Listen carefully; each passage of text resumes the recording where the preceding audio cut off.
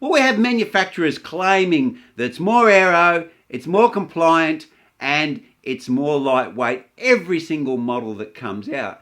And it's become such a meme or a cliche that even the magazines that support these products even put it as a bit of a joke because it's obviously not the reality.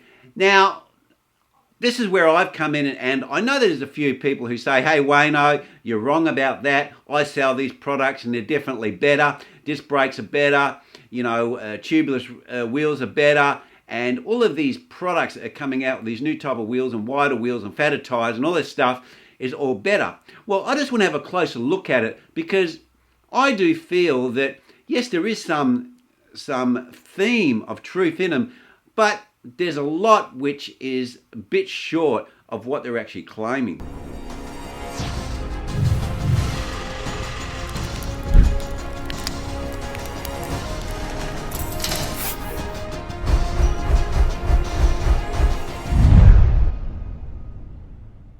Well, the first manufacturer I'd like to talk about is a company that's called Absolute Black. Now, Absolute Black have made themselves famous for some aftermarket oval-shaped chain rings, and they offer them also in a subcompact, so they've been pretty popular.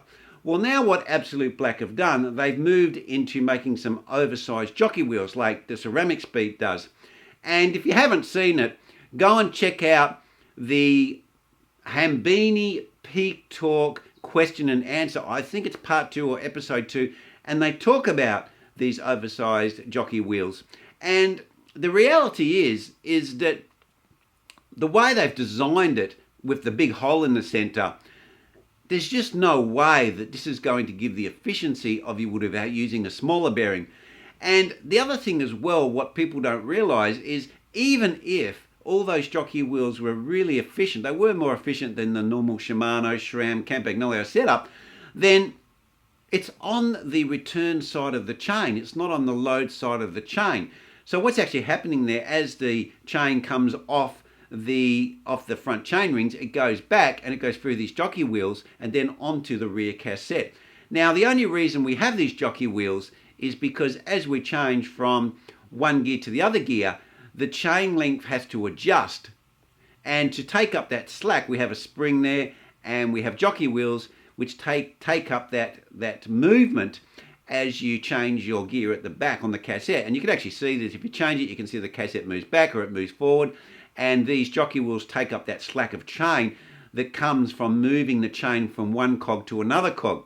Also, when you change the front chain ring from your big chain ring to your small chain ring, that jockey wheel again acts against a spring and takes up the slack of your chain. Now, because it's on the non-load side of your chain, the only real loading it has on it is from the spring tension on the derailleur to keep the tension on the chain tight enough so it doesn't slack around and fall off your chain rings. So it's not going to offer any real benefit. Now, the price of these products offered by Absolute Black and its equivalent, its competitor Ceramic Speed, are really expensive. They're about $700 USD, which is insane money and really probably offer you zero, if no, advantage in your transmission. Now, the second claim that I would like to embrace is, and we've heard this over and over again, and for the disc brake lovers, they say it over and over again. Yeah, but you get better feel and better modulation. So when you're braking, you can control the braking better, and especially when you're getting to the slower parts, you can really feel and modulate the brake because it's a disc brake because of the way it works, and you get better control, and it's much nicer to brake and feels better and all the rest of it. Well, in theory, that's the case because when we have a disc brake, and it's very, very small, the circumference compared to having a rim brake, which is a much bigger circumference, to create the same amount of braking, we need far more force the closer we go to the hub. Now, because we require a lot more force, then what happens is there's a bigger variation from 0 to maximum force. So you have a much bigger increment of force that you can apply from the same braking point. So modulation should be better. That in theory it should be. But what's I believe has been happening is that what they've been doing is they've been making the hydraulic systems so good and feel so nice and light on the hands that they're actually overpowering them too much. So what's actually happening, as soon as you pull the brakes just a little bit, they're applying a significant amount of force, which is breaking it quite significantly on the disc. And this is what they told us for years, that, oh, you get much better modulation. But now it comes out in the wash after we've had a number of road disc brakes brought out by Shimano, that now Shimano are trying to make the brakes not feel as woody and give them more modulation, because they felt very on and off. They didn't really give that feel, and they've actually designed a system, a CAN system, in the actual brake levers now to try and make the brakes have a much softer feel. So you have a longer throw to get full braking and gives you more modulation. So this is what happens, as time goes by, the truth eventually comes out. And when they come out, everyone's got, oh yeah, they've got more modulation, disc brakes are better, they've got more power, all the rest of it. And it's just a complete myth. When you apply it in the real world, they're not meeting what they're saying or what they're claiming in their advertisements. Now, the other myth, and people have a real problem getting their head around this, because when they ride a disc brake bike, the hydraulic system makes it feel like when you pull the brakes that the braking's much easier. It's like when we went from non-powered brakes in cars to powered brakes in the car. When you had power assisted brakes, you had to push a lot harder, but when you had power assisted brakes, you just had to push a lot softer. So the brakes feel like they're more effective. But when we look at a bicycle or even a car, it doesn't matter. Once you get to the point where the physics of the vehicle cannot slow down any quicker, you've reached a limit of braking. And that's not reliant on the actual braking ability on the disc or the drum or whatever it is. Like in a car, once the wheel's locked up, whether it's a drum brake or a disc brake or whatever brake you're using, you have reached the limit of the car. Once it starts skidding, you have no more control of slowing the car up anymore.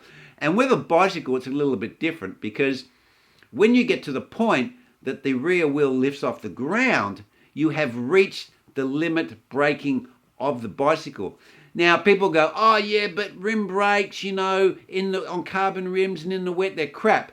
Now that was true in the old days when we had the cork pads, but cork pads, they haven't been sold by the leading manufacturers for many, many years. Cork pads have gone years and years ago. I would say you probably saw them at the latest maybe 5 to 6 years ago, and that was only on Chinese wheels. You didn't get them on any of the big brands. Now they're a polymer compound. They're like a artificial type of rubber that they use, and you can, on carbon rims these days, easily lift the back wheel. Even if you get the right pads with the right wheels, you can even still do that in the wet as well. Now, I do agree that in the wet you can have some inconsistency from when you first apply the brakes, the pads on the rim, until it pushes the water off the rim, the braking force doesn't come fully on. Whilst with a disc brake, it's a lot more consistent. And I've always said, and 100% agree, in wet conditions or where there's a lot of dirt or contamination, disc brakes will work better.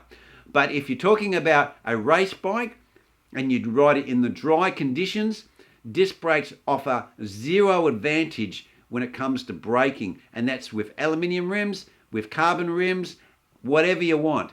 And the only way you can make a disc brake more efficient is by putting a bigger disc on. And no one wants to do that because it's more weight and it also creates a bigger drag on the bicycle. So, yeah, disc brakes are getting better and better, I agree. But one, the bikes are heavier, and you don't have to believe me. All you need to do is go and look at the group sets. You look at a rim brake group set, you look at a disc brake group set, they are heavier. There's no two ways about it. The dropouts at the back on a disc brake bike are wider. You just got to go and, you can't get a rim wheel and try and put it in your disc frame, and you'll see that the dropouts are wider. The bike's wider. They had to adjust the chain lines on a lot of the group sets to make it work when they went to disc brakes. And they've actually had 2 increments of widening the back axles on disc brakes. they went to 1, and if you have the early models, you can't even use the new wheels on those bikes because they've actually stepped them out a little bit more now. So they've gone wider in the back to try and make the gears and the disc brakes all work a bit better. Well, anyway, guys, I just wanted to highlight a few things because it's very difficult to speak up against the industry, and we have so much information coming out there, and when the marketing companies say it over and over again, it becomes the truth. And a lot of people, I've seen a lot of people, especially on Instagram, who have these oversized jockey wheels, believing that they're making their transmissions more efficient. I believe, you get people buying disc brakes because they think, oh yeah, these brakes are going to be better. I mean, okay, if you're a commuter and you ride in the rain, or you ride somewhere in the northern hemisphere where there's a lot of bad weather, yep, that's true. But they do not stop you quicker. That's the belief. And even now the modulation argument has really been proven or debunked because the people who are promoting the new Shimano group set are actually saying that they've tried to cure this woodiness that they have in their braking system. Well, anyway, guys, that's where I'm going to leave it. And thanks for watching, and I'll see you next vid. Cheers.